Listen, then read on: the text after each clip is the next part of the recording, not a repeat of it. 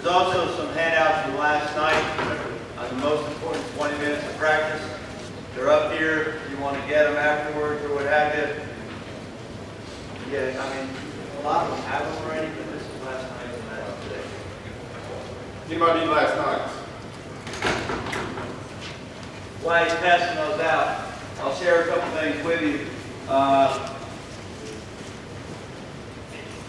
The throwing presentation last night, I felt a little bit rushed in a couple elements. That's my fault, okay? But on a Friday night, having high school coaches in as late as you guys were, I respect that tremendously. I told you that. But I've been where you are, and I felt like, you know, I knew there was people coming in after me, so I kind of busted through it. I want to make sure that you know that the first 8 drills that we cover, throwing drills, 30 seconds apiece. Okay? Then we go into specialty throwing by position. That's when I started rushing on you guys a little bit. Okay? Basically because you can tweak it how you want to tweak it. Okay? Once you teach them the different things that they can do, you can take that as far as you want to take it. But we only allot 2 minutes for that every day. 2 minutes is a lot when you're focused up. You'd be surprised how many reps they can get in. Okay? Especially throwing by position. After specialty throwing by position, that 2-minute segment, that's when they start backing up to throw long.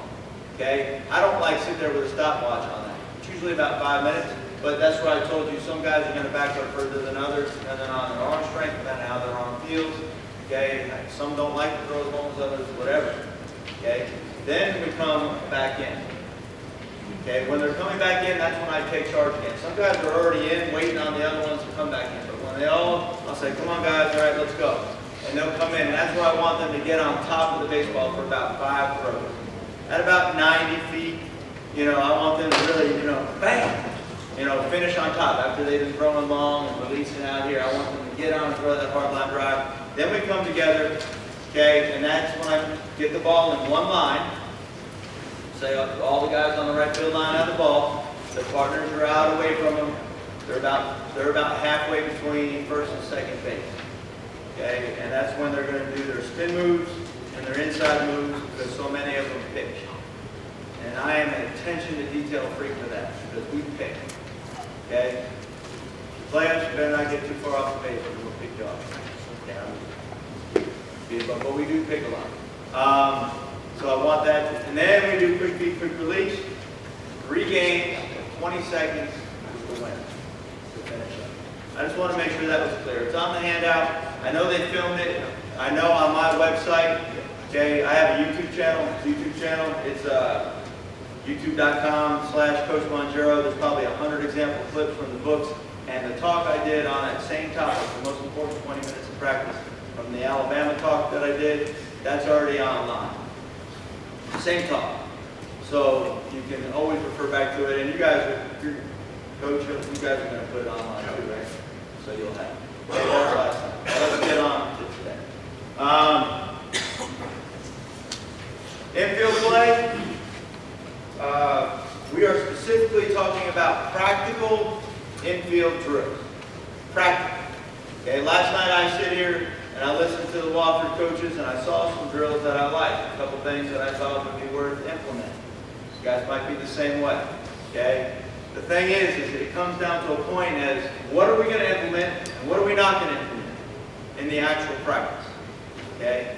I like to get a core set of drills that I think are really effective, that we can do in a short period of time to give us the best bang for our buck for what these guys need to do in a game. We're not in college. I don't have all day to chart things and make these fancy little things. I wish I did. Okay? But I'm a teacher too. But that doesn't mean we can't have quality drill work time and quality practice. I do plan my practice out. Detail every day.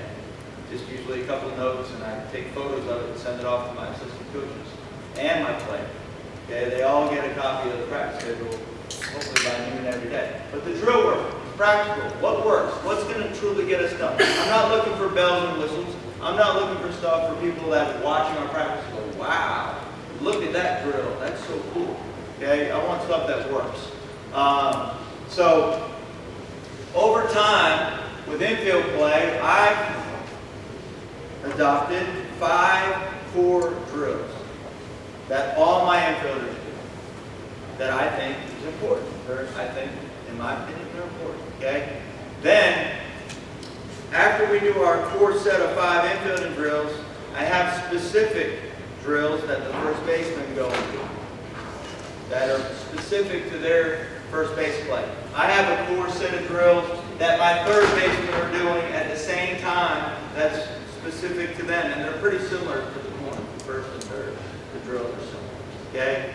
And then I have my middle infield guys. What? Yes? I gotta go back to what you said about the practice schedule. Yes. Do you have, like we have a practice schedule that's kind of set in stone time-wise? Sure. Where we alternate what we do in those times? Yes. Or do you alternate your times to what you're doing as well, or is it kind of like 20 minutes of this, 20 minutes of that? Just depending on what I have implemented for practice, depends on how much time I allow for it. Is that what you're asking? But I really try to stick to my time. When I first started coaching, I maybe like allowed you. I mean, if we got it wrong, I would stay on it, stay on it, stay on it, stay on it. We'd end up using after practice, on something because out of frustration. Okay. Now I pretty much do my best to stay on schedule, and I know from experience how long things typically take. So for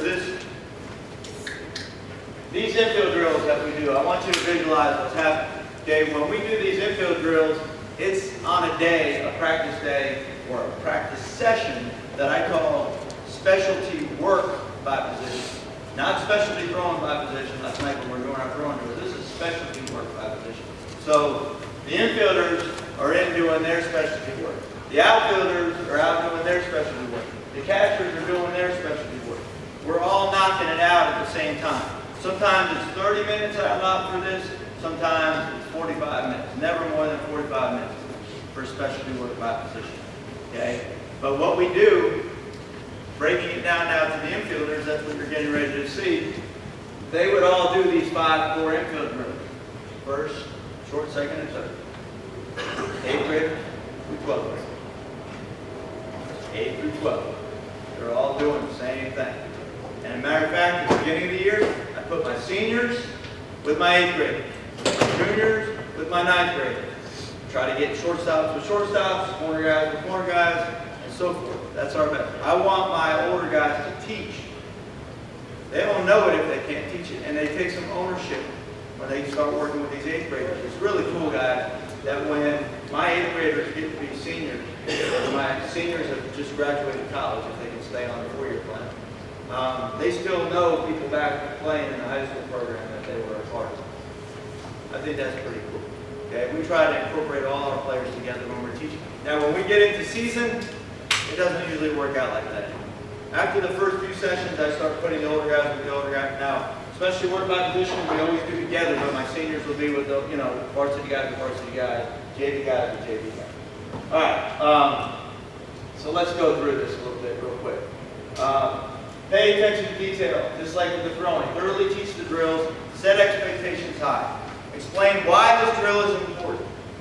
Why is it important that they need to be able to do this drill correctly so that they will pay attention? I'm a why guy with everything that I do because that's how I was as a player. How is this going to help, coach? Okay? I don't want to just do it because you say so. I might do it, but I'm not going to do it maybe as good as you would like. But if you explain why and I understand it's important to me, I'm going to do it right. Okay? You got to monitor the drills, make sure they're being done correctly. They will get sloppy if you let them. They will get sloppy. Okay? Of course, repetition. All right, next slide. Just a couple notes here to get it going. We talked about learning. You've got to learn it so you can teach it. So if you're not comfortable with what I'm saying, you like the drill, you like it, but you're not really sure how to teach it, you need to learn it first, okay, before you go out there and try to explain it to these guys. We basically stay at the 3 rep range now with my guys. There's a couple of them that we do 5. Most of the drills are done in 3. I talked about partnering the guys up, underclassmen with upperclassmen, 30-minute sessions, okay? This is where I was talking about the pitchers, the catchers, the outfielders all doing the same thing. At the most, we'll go 45 minutes, all right? So we're good there. All right, here's the drill. Short hop drill, with and without glove. Short hop into a power position drill. 3-step, 5-step drill, Aussie drill, infield fly ball drill. Those are the 5 core drills that all my infielders would do. Okay, all of them. Now you've seen, this is not my stuff. Okay, I'm gonna give some props right now to my college coach. I played for one of the best infielding guys. How many of you guys know Bubba Dorman in the state? Okay, well this is quote unquote from Bubba Dorman. My college coach, when you ask Bubba Dorman who the best infielding guy is that he's ever seen, okay, we all know Jack Leggett is, right? He's the top, he's the big dog, right? He'll say that Mark Scabb is even better, okay? But if you were, Bubba Dorman was sitting right here and you asked him who's the best, he would tell you Mark Scabb, okay? He's the very best. I was fortunate enough, he's the head coach at UNC Wilmington right now. He was my infielding coach 20 plus years ago when I played in college, almost 30 years. So I learned a lot of this from him, and I picked up some other stuff from other people, and I've added my own little twist to some of it just from doing it so much. Kind of combined drills a lot of times. Okay, let's go to the first one. So, short hop drill. No glove. Okay, this is what I expect of my player. Gloves are down. The partner is just as important as the person actually executing the drill. The feeder, he's important. Okay, and I make sure they know that. So when they're first learning, like my young guys, the feeder is going to be on a knee. Okay, the person executing the drill is right there. We're only 3 yards apart max. When they first learn, I let them throw underhanded so that the ball goes very more direct and takes a short hop. It's a much easier hop to handle than the overhand feed right here. Okay? Now my older guys, they feed each other from here. They have a touch when they do it. Okay? But I want you to know that that's difficult. And if you don't pay attention, they get sloppy and they bounce the ball halfway to their partner and they don't do a good job with it. Okay? So the feeder is really, really important. Now, the person executing the drill. I like my infielders. This is all my personal preference. Okay? I like the toe to instep. So right toe is going to be to your left instep. I want the butt down, hands out, flexion in the elbow, flexion in the hand, fingertips to the ground. We want it out front. Everybody knows that underneath our hat is what? Our blind spot. Okay? Can't see in there. Get tied up in there. Okay? Hard to make a transition in there without taking extra steps. So I want the hands out front, and they're just going to be very quiet. That's a term that I use throughout this, quiet. I want your actions quiet. We're not going to get spastic and be quick. Everything is under control. Control your body, control your hands with confidence. Okay? So they're receiving short hops, and they're just staying here. Okay? They're just picking that hop, wherever the hop is, just slightly moving through that hop. Okay? Now,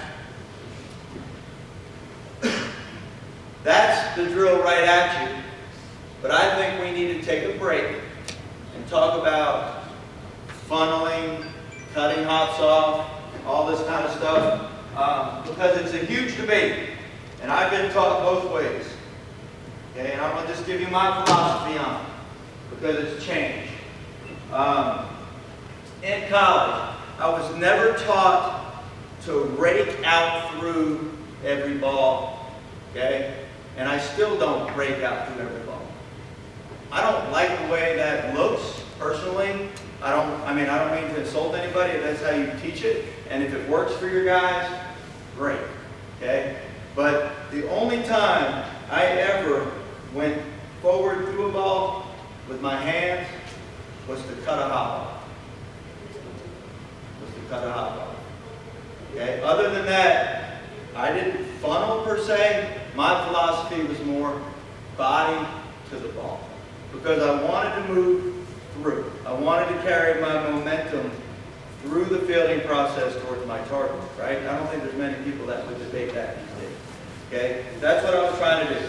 And I felt like if I tried to funnel, like the true funnel, like into the belly, I had the tendency to stop when I did that.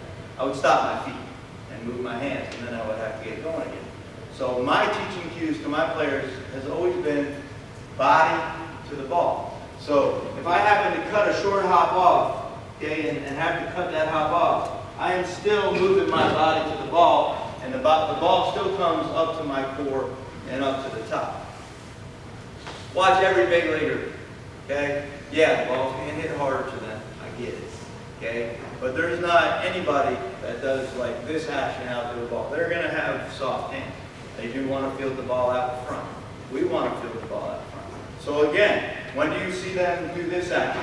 A slow roller that's chopping, and they're going to cut that hop up. They're going to go through and cut that ball off, okay? If I'm going to field a ground ball and it hits, and I recognize the next hop is not my big hop that I want, okay, I'm going to move my feet through. I'll cut that hop off into my, I'm going to work up into my power position. So I want you to understand my philosophy with that. It works. Okay, we field the ball extremely well. I work with a lot of professional infielders, okay, and they agree with this philosophy. I don't find many that debate it anymore. So as I'm doing these drills, now we're back onto the drills, I want you to understand this is why we're getting a short hop, okay? And they're just staying quiet. They're not cutting across the ball. They're not flipping up in the air at the ball. They're just receiving the ball, palm to the ball, and you want to catch it with the fingers in the palm. And they're showing control. It took a lot of time to explain that one drill, but it don't take very long in practice. When I get 3 reps cleaning, I switch and become the partner to feed my other infielder, and he gets his 3 reps right now. Okay? So I think it's this outfielder. Let's watch it. I'm working with a professional infielder right here, Aaron. Aaron is a little bit he's a little loud for me with his actions. I'm feeding him right here. This is at UNC Wilmington. He's a little loud. He's a professional shortstop. Okay, he's cutting off the hop. But he was money. He didn't miss anything. That's just his little style. That's how he likes to work. So it's just going to show it once or twice, and then it'll shut down. Okay, fingertips down. Trust your instincts. Okay, and they get good at it. All right, next. I was saying basically, I'm going to short hop. These are all short hops, no gloves. So I'm going to start picking up speed on this a little bit. If you have a question, slow me down. All we do is from our normal fielding position, we're going to rotate over to our backside. This is by far the hardest drill with no glove. Backhand, no glove. Okay? I want my elbow pointed at my target. I want my palm parallel to the ground with my fingers down. Okay? When he throws the short hop, I'm working right in here, palm to the ground, catching the ball in my fingers. Okay? The tendency is going to be for them to try to go out there and get it like this, and then turn their hand up in the air. Ball ain't sticking. No way. Okay? So I'll come over and physically, sometimes manually, take their hand and get them to feel this action. All right, partner, now throw it. And it's like, whoop, it just sticks right in there. They just get a touch. Okay? It takes a touch to do the backhand. No glove. Coach, if you'll show it.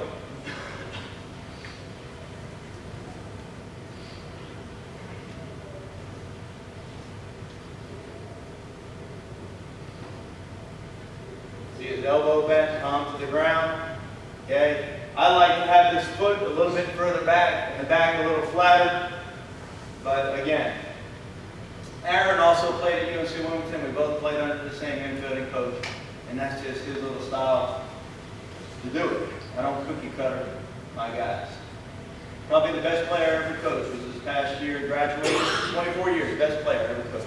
Shortstop. Fielded the ball up underneath it too much. Couldn't stand it. He knows how to do it. We work on it all the time. He never made a mistake.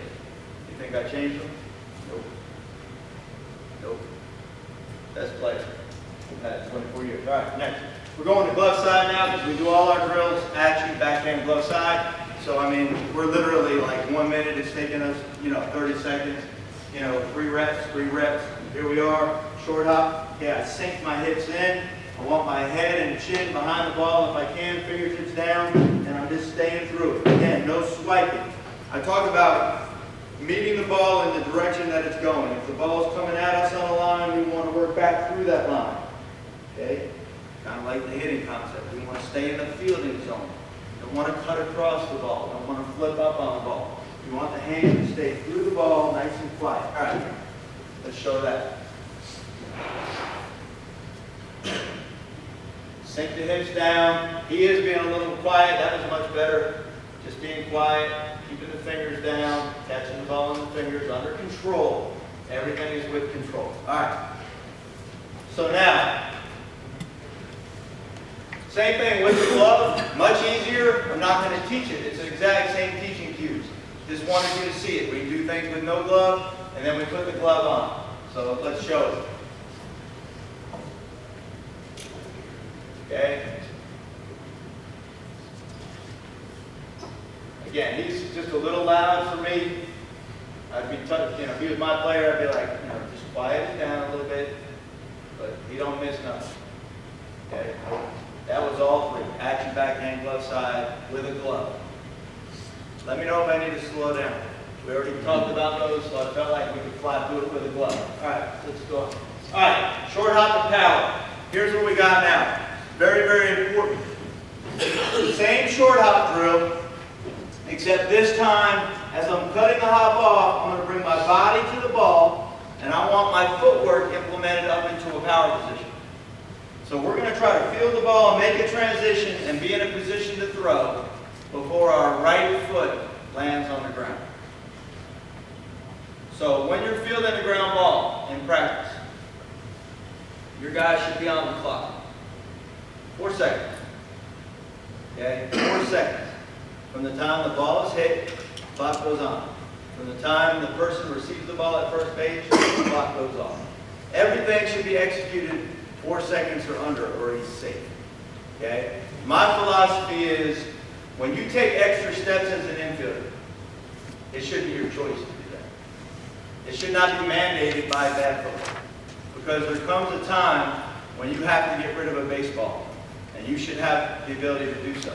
If you take extra steps to throw, it's because you know the base runner, you got a bad grip when you came out, something happens where you want to take an extra shuffle and then throw the ball. Okay? So this drill forces you to make a clean transition, get your feet up underneath you, to be in a position to throw as soon as the right foot lands. Of course, I'm talking about right hand. Lefties would be opposite. Okay? So they have the tendency to sometimes get moving before the ball. I want them to see the ball out of the feeder's hand so they can read the hop. We can drive through with our right foot if we want to over-exaggerate a little bit, or we can heel clip. Okay? So basically it's going to be boom. Okay? So they're just cutting this hop off up into a four-seam grip. You see, I got it. We talked about it last night. So, he's feeding me. I'm working through the ball. I'm not sliding around the ball. I'm working through, chin to my target right down the hallway. Pick the hop, footwork to see where my right foot lands. My hands up. If I have to make the throw, I can make it. Okay? So when we do this no glove, and I think I showed it with a glove, we do it now without a glove first round. Okay, my guys have advanced to that. We do backhand, glove side. We go through a second time, I make them do a shuffle. They add in a shuffle, okay? Where they're choosing to add in an extra shuffle. And when we add in an extra shuffle, we have to stay over our feet. We have to stay under control. So if I had my glove and I was doing shuffle, the same right at me, I would pick it, shuffle, and be in a position to throw. I chose to take extra steps right there. Okay, so they implement that. So let's go ahead and see short hop and power at fielder. I'm pretty sure we're demonstrating it with a glove.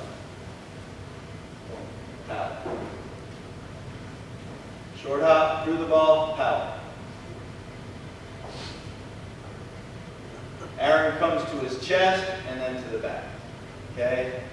So he is coming into his core and then to the back to throw. His foot is down. That's action. Backhand. There's two basic types of backhand. We really only practice one type with the short hop and power. You have a do or die backhand where if I'm a shortstop and I cross over and I field this ball, my momentum is going away from the infield and I have to get my feet underneath me to throw. Okay? Depends on what foot I field and how many steps I'm going to have to take. If you're on a full sprint, you can't choose what foot you're going to field it off. Okay? You're going to field it whatever foot you field it off. You're barely getting there. Okay? You don't have time to switch your feet up. So that's basically the backhand that we work on short hop and power. Okay? So what I have to do is we cross over.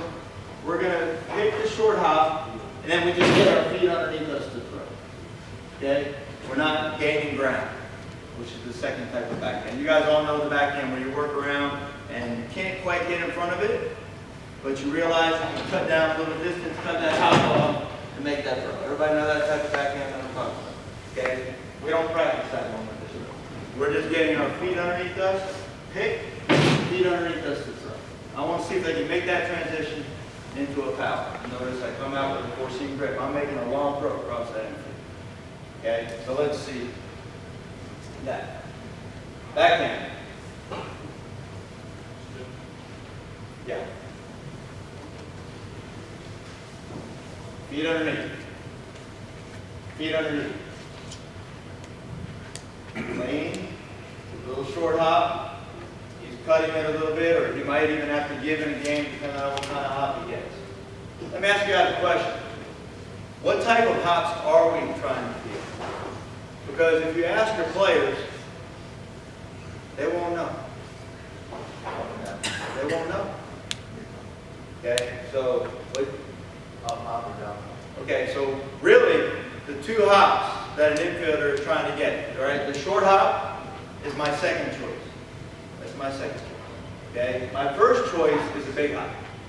Okay, where the ball has reached, like you say, reached its highest point and started on the way back down. That's like a fly ball to an ant, right? That's an easiest ball to handle. The ball that hits the earth and is no longer a short hop, and it is now continuing on its way up, is what I call an in-between hop. Okay? That's like a ball with teeth on it. It eats you up.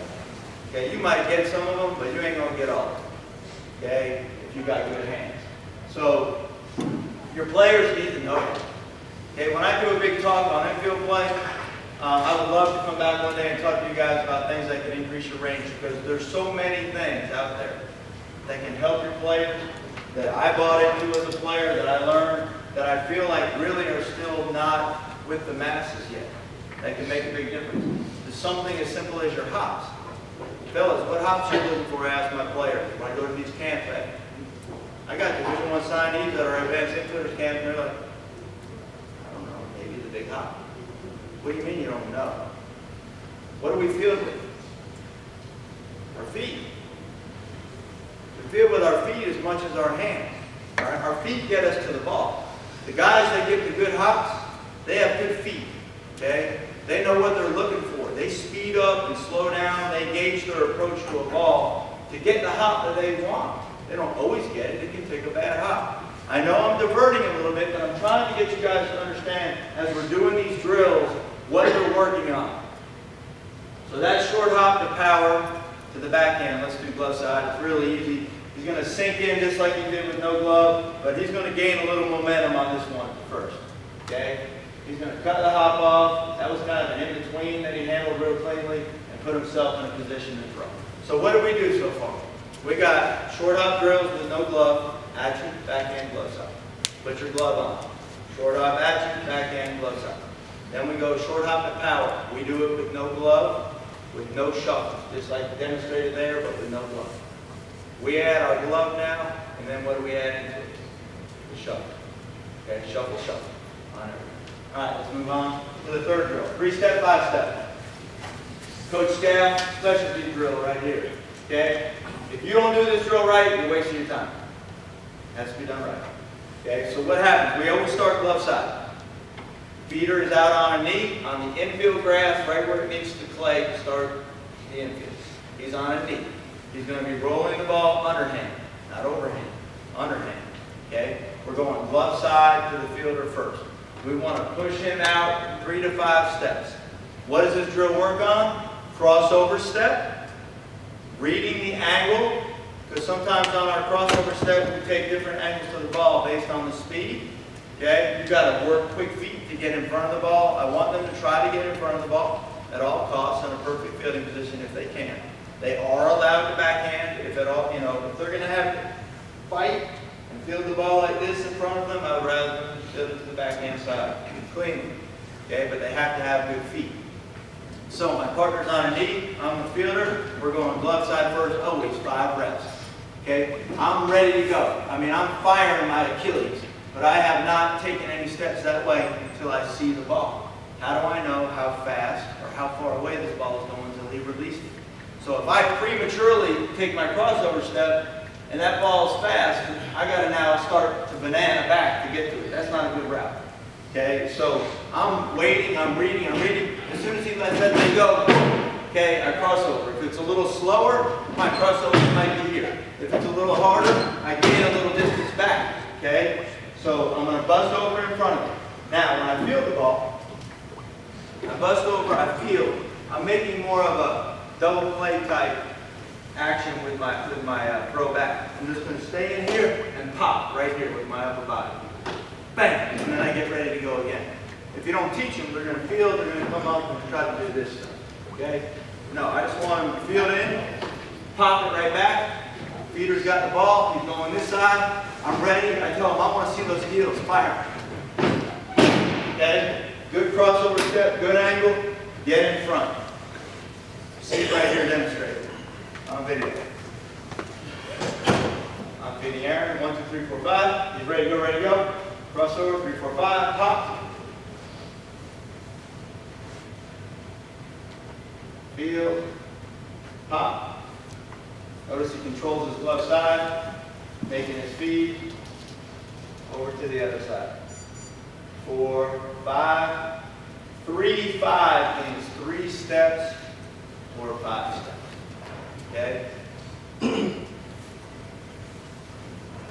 all there is to it. That drill right there, for us that are out of shape, you need oxygen. Okay? I mean, it'll wear you out. Yes? You do with your corners, if that's working on your pivot right there, on the feedback, what are your corners doing? Well, I will let my first baseman go into a feed like they're going to feed the pitcher, and then come back to get their feet underneath them. But I make my third baseman do exactly this, because they can play short or second. I just really want them, to be honest, I want them to be able to throw in every way possible. So, yeah, maybe a third baseman never makes a throw like that. Okay, but he can control his body, and he can throw if he has to. Okay, so the more scenarios I can put them in as a thrower where they can execute, it just translates into success. They can't ever find themselves in a position in the game where they're going to make the throw from an uncomfortable position. So, yeah, but it's a great question. Thank you. All right. So the 3-step, 5-step. I go 5 reps. My partner goes 5 reps. Depending on the time allotted, I may let him go through a second time. So I get 2 sets of 5. My partner gets 2 sets of 5 on that drill. Then we go to Ozzy. Okay? Ozzy drill. How we doing on time? Okay? Ozzy drill. In like 1998, I was watching Sports Center, I think, and they were interviewing Ozzy Smith. They said, Ozzy, what is your favorite drill? What is your favorite drill? And he said, I get on my knees, and I get into like the field position on my knees, and I have my coach grab a fungo, and he gets about 10 yards from me, and he peppers fungos at me, and I have to trust my instincts, and I just let my glove go, and I trust my glove. Okay? I was like, you know, if it works for Ozzy Smith, I kind of like that. Well, how the heck am I going to do that? I don't got 5 coaches who can swing fungos without killing somebody, you know, from 10 feet away, and I certainly don't have infielders that are going to be comfortable with somebody with a fungo, you know, that close. So I said, all right, let's modify this. Let's modify it. Let's throw the ball. Let's throw it. The partner throws.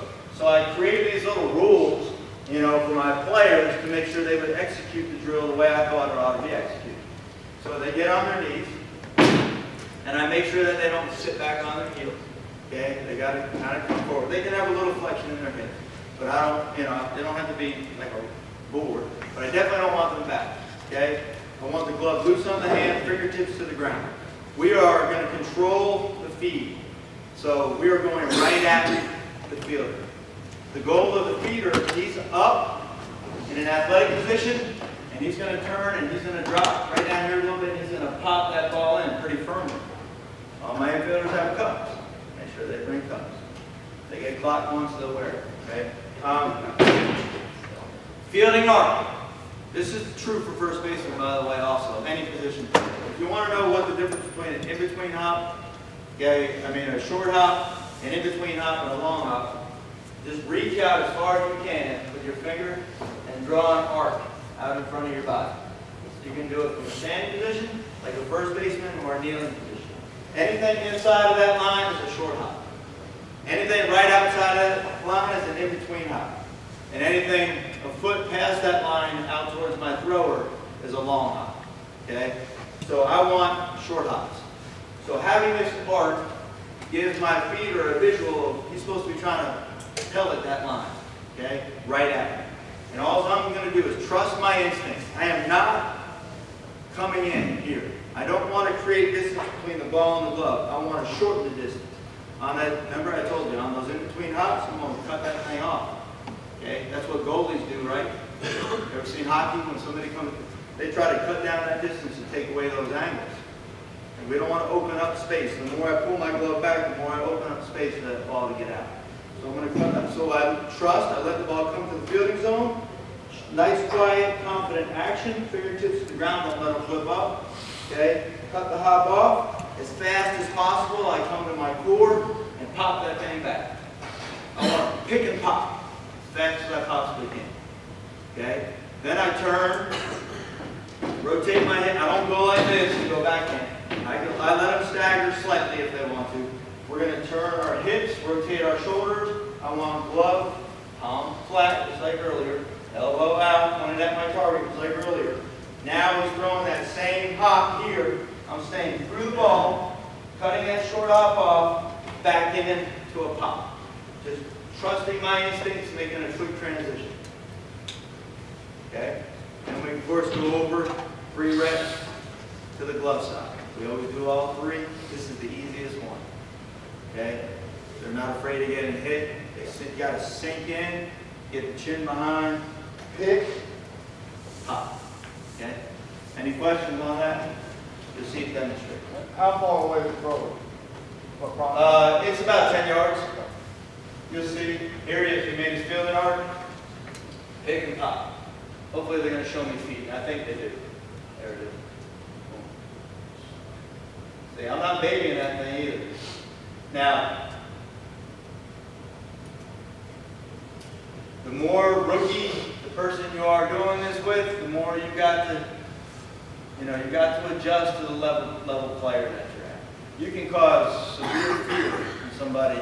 You want to get in there and start helping ball down like this when they're not good fielders. Okay? We have camps in the summer. We have our routine camps like you guys all have, just a basic kiddie camp, and we have advanced camps. Really, our advanced camps are in the fall, on the weekends. And I take all my feeder kids from the 5th grade up. They have any potential at all, and they teach them these drills. And they practice these drills. So if they come 5th, 6th, 7th, they can make the team by the 8th grade. Now they're practicing with us like they were this week. They already know these drills. They've already done them. Okay? And if they're good enough to make the team, they got good hands. And I can sit in there and we can throw, to these guys. They feed each other. They do the drill. Okay, go ahead. I think you'll see backhand now. Yeah, go ahead. I explained it already. Sit in there, get low, elbow pointed, palm to the ground. That's critical for cutting a hop off. Pick and pop.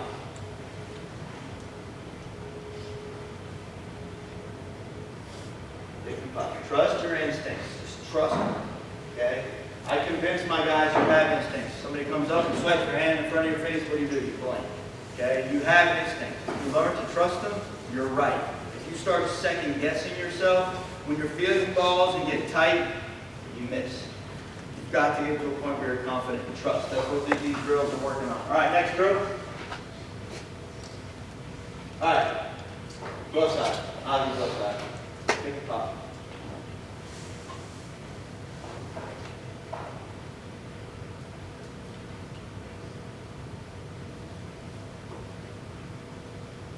Stay through the ball.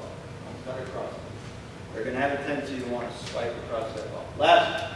Okay. All my infielders, drill 5, infield fly balls. This is huge. This is something I just said we got to do. We've got to do it. Okay? I had people missing fly balls in the infield. Ones that were kind of like floaters out into the outfield. Okay? How often do we practice those as high school coaches? I mean, really practice. Infield fly ball priority. If you swing a real good fungo and you can hit them in the triangles out there, you know, but they don't get to practice that very much.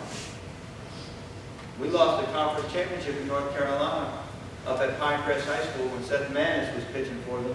Okay, and because my second baseman went after a little floater behind the first baseman, and he kind of dogged it. It looked really easy, and it caught some wind, hit off the end of his glove, tie-in and winner run scored for 2 outs. I said, that ain't never happened again. Never. Okay? So I said, we got to figure out a way to practice these fly balls in the infield, the tougher ones. Okay, not just the routine ones right at you. Okay? So we implemented the infield fly ball drills, and basically what you do here is the feeder is going to be on the infield grass, okay, on the edge where it meets the clay. So here's the grass, out there where the carpet is, that's the clay. My person I'm feeding to, whatever infielder, is on the back edge. The infielder creeps in like you would in the game, and we always do control to start. Okay?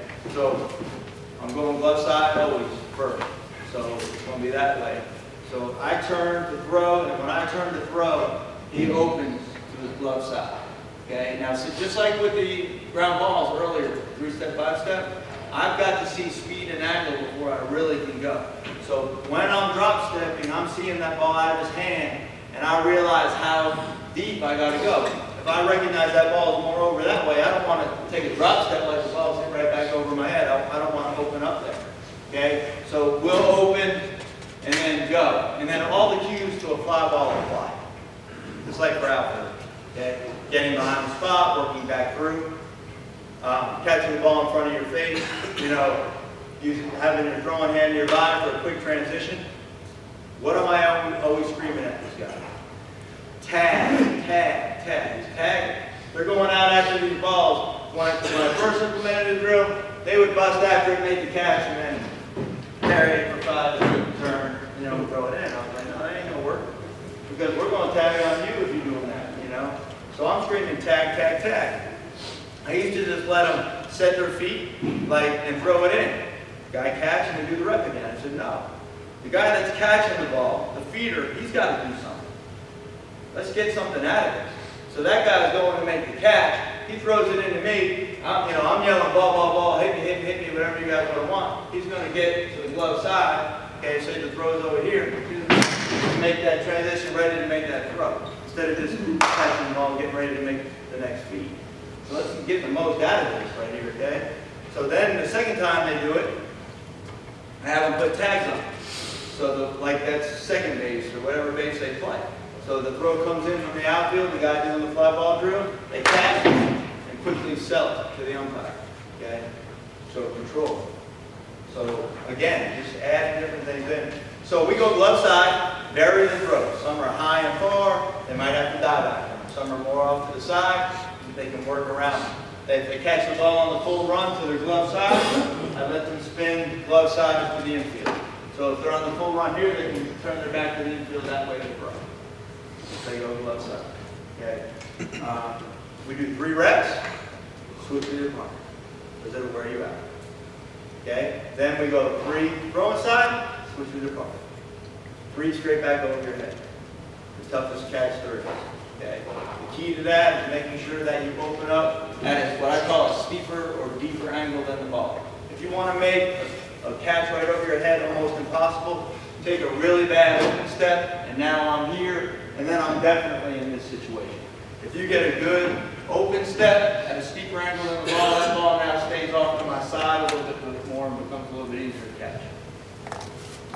So I really stay on about that. But I'm screaming tag, tag, tag, tag. Catch it, get rid of that thing. Okay? Accurate. Be careful. Because any coach that's in working with the catchers, and the balls are flying back into the infield, when you first teach them this stuff, they're going to turn and throw, and the balls are going to be flying everywhere. Okay? When they get good at it, it's clean. Okay? It gets clean, I promise. Especially if you're working on your throwing. So, you'll see it. There he goes. Behind and through, hit me. Now this was back in the time when I wasn't doing anything. I would just catch the ball and get ready for the next rep. It's just been in recent years. When we do these advanced infielding camps, my mind's going 100 miles an hour. I hear somebody talk, I'm like, we got to add something in for this guy to do here that's more game-like, than just catching. So,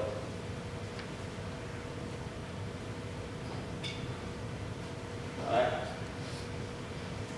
Next should be to the backhand side.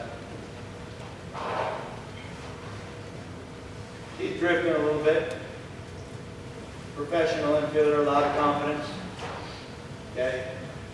I said, Aaron, we're filming this for a book, Can you get behind there a little bit better, but it is what it is.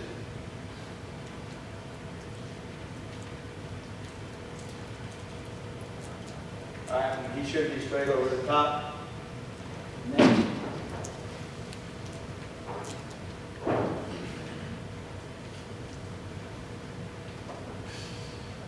There's a big leader for you, right? So, it should be it, I think. So I think what I show you now is that here's the third base specific stuff. So we had just done all our drill work. Literally, guys, honestly, that's 10 to 12 minutes of work that I just taught. Because everybody's 3 reps and they're clean. 3 rep, 3 rep. 3-step, 5-step, 5 reps. Okay, the fly ball drill, 3 to the side, 3 to the side, 3 to the side, and it's 12 minutes and you're done. Then the third baseman go over to their position. They're doing picks into tags. They form semicircles with all the third basemen around third base. One guy's in closer to the plate, out like around the mound, out on the back edge of the play like by shortstop, in the right field. They just take turns. They each have a ball. They just throw a pick of any type, and they throw it hard. Pick a tag, show it to the umpire, throw it back to that guy. Next guy fires the ball. Pick a tag, show it to the umpire, throw it back. We like to sell our tags. Okay? I don't know why, but umpires, any of you umpires in here? They like to bang. If you do one of this, I'm showing them the ball. Boom! I don't know. Thank you. So they're doing picks into tags. Then they do relays to the plate. When I say relays to the plate, the third basemen are all working together. So one third baseman acts like the left fielder. One third baseman is up, being the relay guy. Another third baseman is in towards the plate. The catcher, they're doing their stuff. So you got to be careful. You may have to shift the whole drill into foul territory. It's the same principle. All the alignments are the same. If it means a bad throw from me to that guy, it doesn't hit my catcher. Basically, they're going to throw all sorts of balls in the dirt, over my, everywhere I got to go. I'm trying to catch it glove side, in transition, and get that thing on its way. Knee about high to my partner who's in there by the plate. And they just rotate through all the third basemen. Are doing this, okay? Fly ball variations in foul territory. We just did the fly ball drill. They're going to do all different types of fly balls over by the dugout, and by the stands, and by the fungo, where the on-deck batter would be getting loose. They do all that stuff where they get to know. We got a tight little area that we work in by third base. The football stands hang over. That's our home field advantage. We make those catches. The opposing third basemen are doing like that. They think it's going to hit the stand. Okay. Slow rollers. This is where we go in foul territory because they have to throw the ball across. I have first basemen doing drill work. Okay, they can't peg the first baseman. So all we do, again, is shift everything. So if this is my normal third base, and this is the actual base itself, and I normally, play somewhere in this general area, the drill shifts over into foul territory. My feeder is now in foul territory, I'm in foul territory. My first baseman, which is my third baseman over there acting like a first baseman, shifts down the first base line the same amount of feet that we came over in foul territory. So that all the relationships are the same and we can make our throws. Okay? So they're doing slow rollers. And then we start double plays into a power pitch. Why can't they throw? Because the middle infielders are doing other stuff now. Okay? They go through this 5 sequence. First base, middle infielders are doing all feeds and pivots, every type, and they're doing it off of a roll or off of a fungo. Of course, we have a fungo man. Okay, we're blessed. I don't know if you guys know what that is. We got one. So they're doing all the feeds, and then we do picks and tags in a second off the fungo man. Sometimes the catchers, when they're doing their work, my catching coach will say, hey, are you guys done for a minute? And you guys pick some throws. Okay?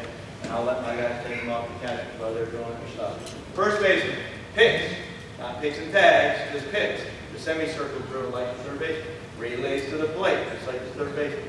Live ball variations in foul territory over for them. Fielding bunts, throwing to third. Okay, I've yet to see that happen in a game in years now, where the first baseman actually fields the bunt and throws to third, but we practice it. And then starting a double play into a power position at first base. Okay, so that takes between the first 5 drills I taught you and doing our specialty drills, 30 minutes, sometimes 45 minutes if I want to drag it out. Okay, and that's a good day. 8th through 12th grade. That's not our whole practice, that's 30 minutes. So we did our 20-minute, most important part of practice. We went into this. We've got a crap load of work done in 40 minutes, and we still got another hour. And the guys are just our busting. Okay? So hit it, make sure I don't have anything else. I know the books. Online, if you guys want to check any of those videos out, a lot of these drills are there, certainly in the books. All of the drills are in the book. Okay, all of them and so many more. Okay, so many more. Any questions? I'll be happy to take them afterwards. I know you guys want to stay on schedule. Thank you all for having me out here. I really appreciate it. Good luck to you guys.